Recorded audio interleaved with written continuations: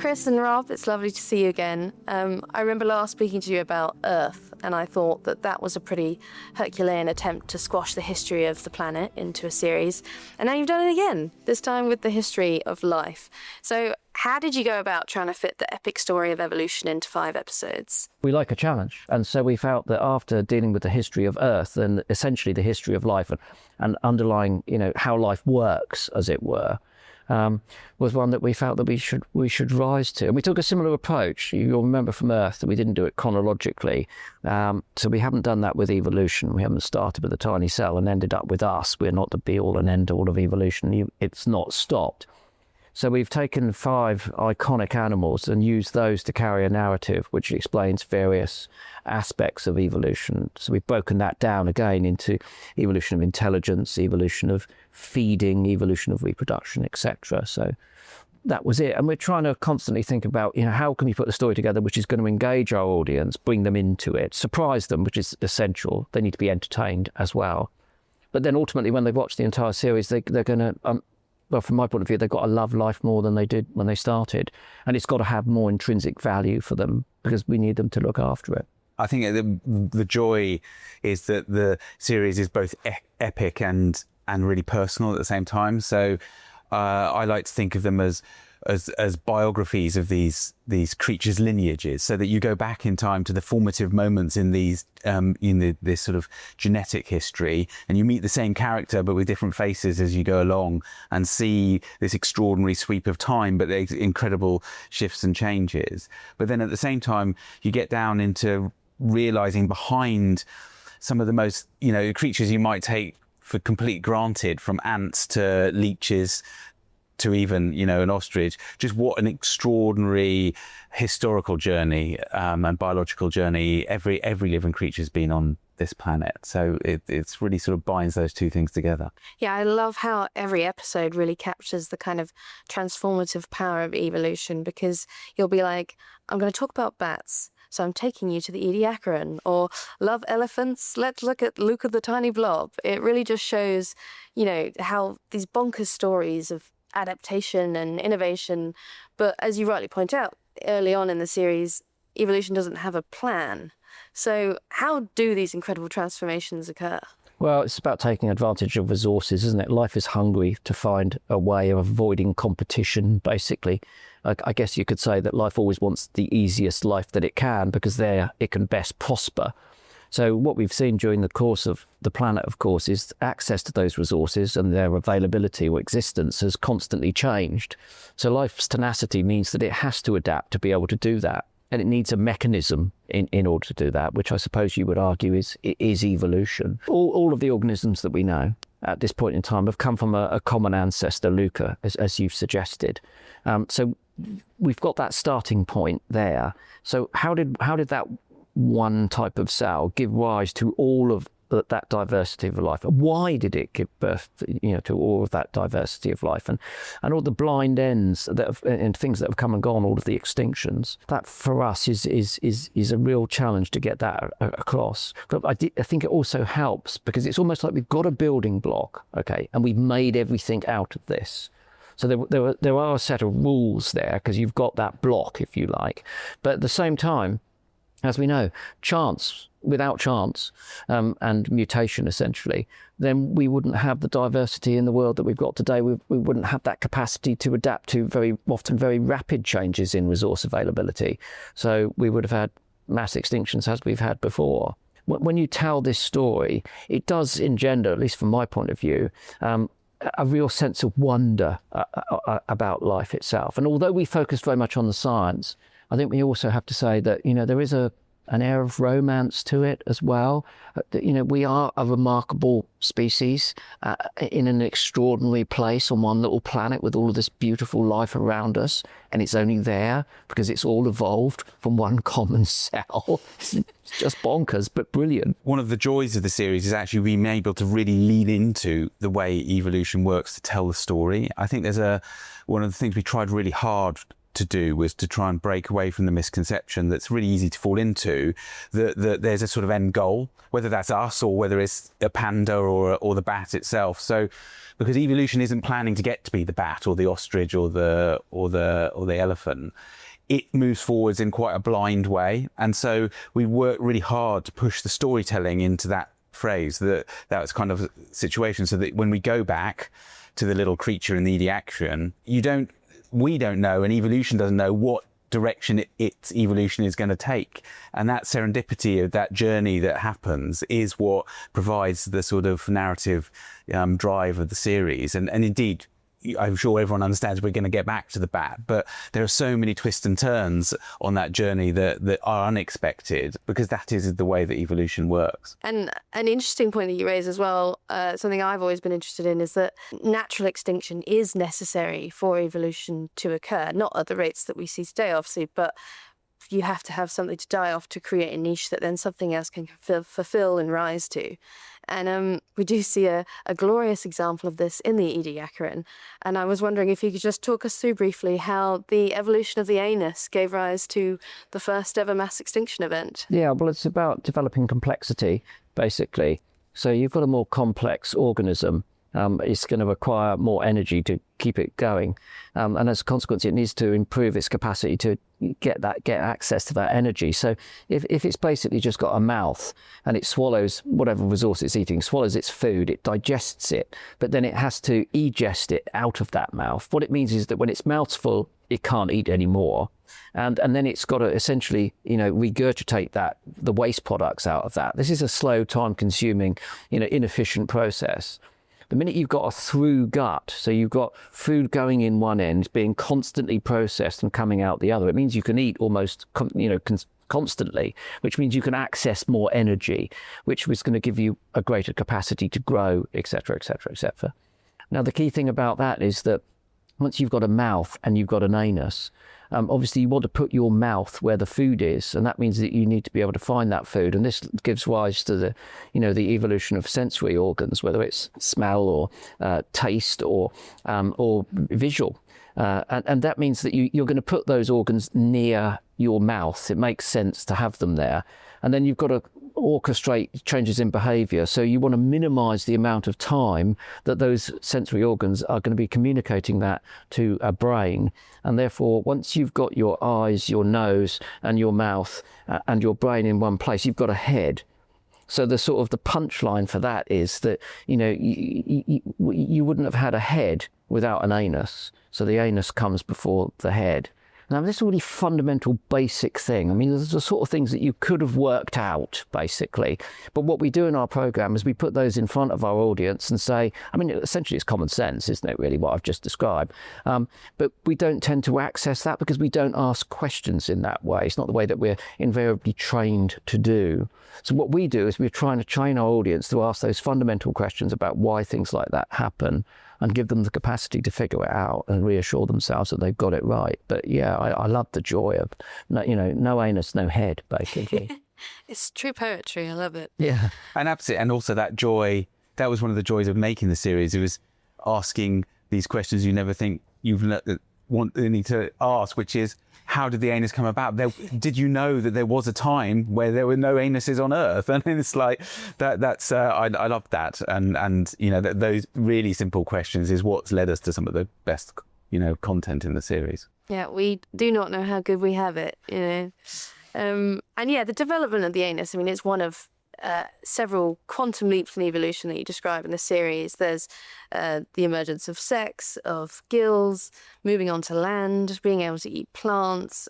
Two of my particular favourites was the fact that I can hear so well thanks to the jaws of fishes. I love that.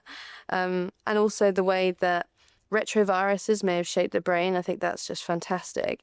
I was wondering if you had a sort of favourite example of a leap that kind of encapsulates the amazing creativity of evolution. Well, I think the gills thing is good. The gills crop up in several of our narratives because of obviously access to oxygen powering our metabolism.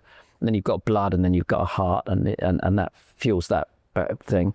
But again, as you mentioned, the gills transforming into jaws, but then a tiny part of that gill jaw complex breaking away and forming our inner ear bones. I mean, you could not make that up, could you? You know, gills, jaws, ear bones, and yet that we take all of this for granted, you know, in the sense of every day we chew our food and we listen to ourselves chewing that food, and that's down to that evolutionary change. So, you know, that's one for me. The retrovirus thing is just, I mean, you know, it's sci-fi, isn't it, frankly? It really, if you wrote that in a book, people would be like, that would never happen. Yeah. But again, you know, the point is, when I was at school first learning about evolution, Darwin, Mendel, all the usual stuff that we didn't know that. And again, that's one of the joys of us being able to make these programs, is that we go, you know, to the latest science. We talk to the people who are doing that research, and we do everything we can to try and get that into our program in a way which is comprehensible. So the fact that we can constantly update thinking. And there are, you know, fundamental things that people get wrong about evolution. Everyone seems to think it takes an inordinately long time. It doesn't.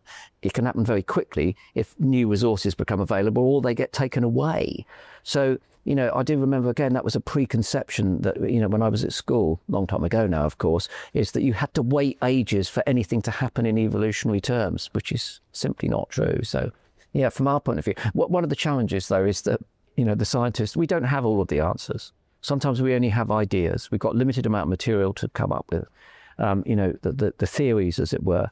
And there are scientists who have different theories. It is amazing how much we do know, because lots of it is based on such tiny bits of evidence. It's a fingernail, or or not even that. It's actually a lot of the revelations, and a lot of the new science has come through is in exploring patterns in genetics within creatures that are alive today, and being able to deduce back from that what things were like in the past, that there must have been. Some of the creatures in our film there are no fossil evidence for, but we know they existed because we can see the genetic evidence. And that's something that we didn't have, 20 years ago? We just didn't have that technical capacity to be able to do that. So it's exciting to be able to be, again, presenting essentially new stories about a subject which most people think they know about.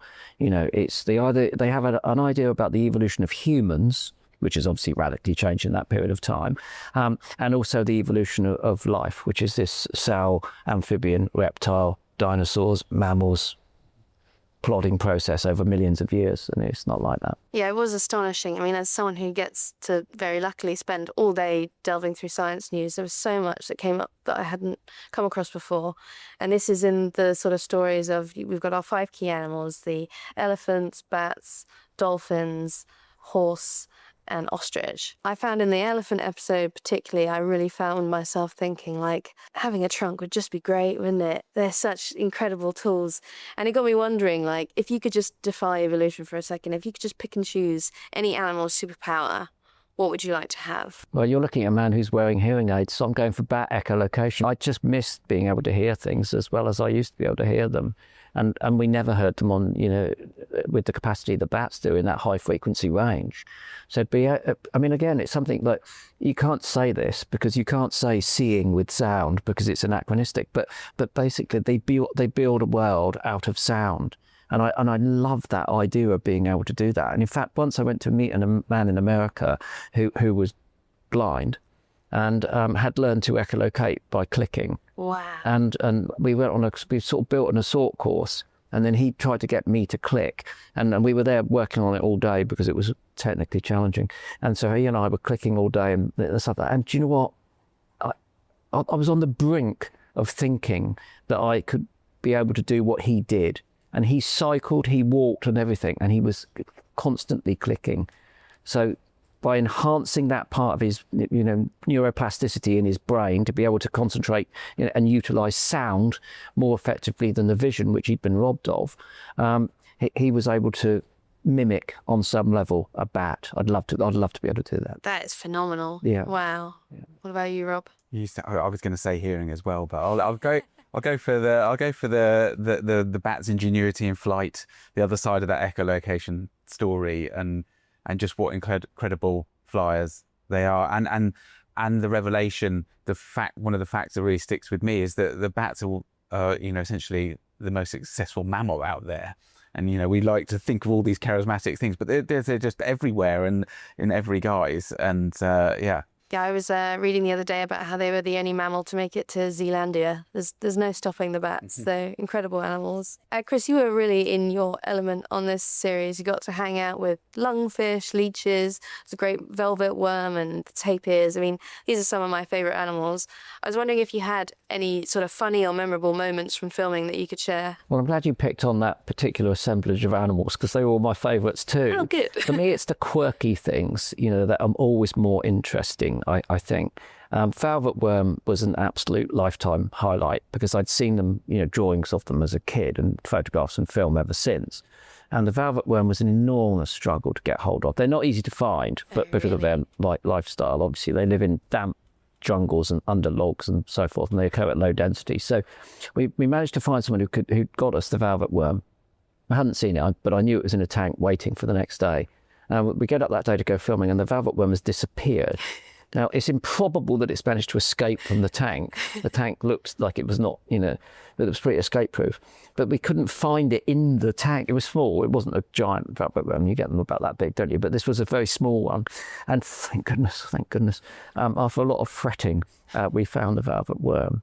And then we were filming it, and there were people jumping up and down about bullet ants and things like that. And I was just going straight over my head because I was just preoccupied with the velvet worm and how beautiful it was. It was amazing, absolutely amazing. So for me, meeting those sorts of creatures is lifetime satisfaction. I find the quirky things generally more interesting, and they've always got great stories. And for me, elephants are brilliant, ostrich, or they're all. There's nothing that isn't, but it's the stories behind it that I find more interesting. You can put an animal on a pedestal and consider it in isolation. It may well be beautiful, it may be fascinating, it may do something really truly spectacular. But ultimately, it's the stories around it that are more interesting. So if they're new ones and we use those sorts of creatures to link things, obviously with lungfish and so on and so forth, then and they're not the sorts of things that you would have readily encountered. There's not a velvet worm in any, not that I know of, in any collection in the UK. So yeah, being able to see those and in context, in the right place where they were living is absolutely fantastic. Yeah, it was amazing to see. And did you have any particular favourite animals that you worked on in the series? Well, I tell you what it is. It's more Chris's interaction with those animals. There's an absolutely wonderful scene with Chris and a snail. And and just there's an almost romantic moment between Chris and a snail. It's actually in the film about reproduction, but it's very good for all audiences. But yeah, it's that relationship for me is where things work best, and one of the wonderful joys of working with Chris.